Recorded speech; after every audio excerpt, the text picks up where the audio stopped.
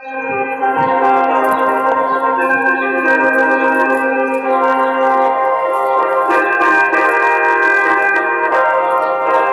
อวันนี้ทั้งเนื้อพวกพี่น้องพอและแม่ทั้งหลายคุณแล้วถ้าที่ก่อบันทำละนะมันเดือมเรื่องของหมอลำอายที่บรรยายก่อนต่อทั้งเราเด้อคุณพ่อทั้งเราเด้อคุณแม่อย่าลืมแท้หมอลำอายที่จะก่อนจะเงื้องามดีโอ้ยลาลาย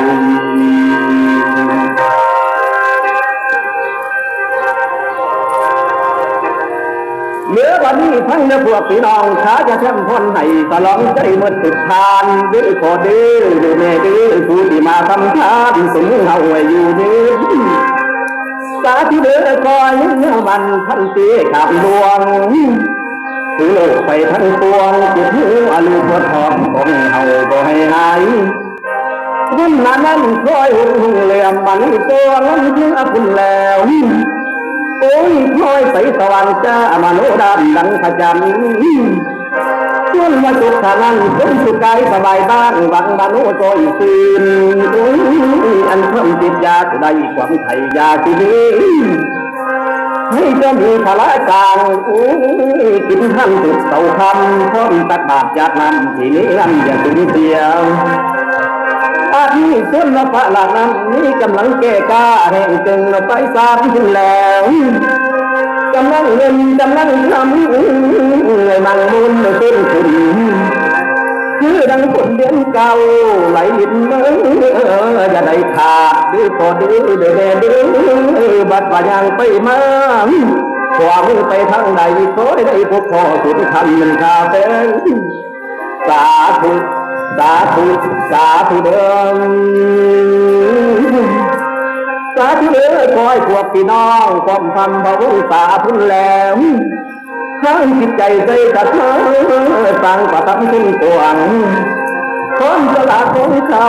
เงินคำบริจาคด้วยพอดื้อเดือดดื้อเลยเอามาฝากตั้งไว้ในห้องศาสนาขอให้พลาคำรู้รับนี้ยิ่งขึ้นแล้วขอให้พวกพี่น้องสุขประเสริฐกับแก้มปี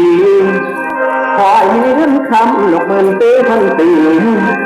ขอให้มือเท่าเท่าทั้งแดนดันสนันขอให้ยึดหลับลุ่นประเทียนกว้างมันกว่าคนแม้ว่าตุกหยาดเลยก็พอจะชัดตุนขึ้นแล้วแม้ว่าจุดเงินคำมาขาดเส้นของใสอยากจะมีมาไกลให้มีไกลปัสจากด้วยพอดื้อเมื่อดื้อที่เจ้าอยากในกันในดันในลังมา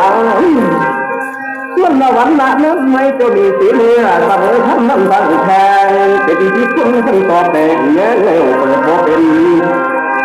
ว่าอุดมหุย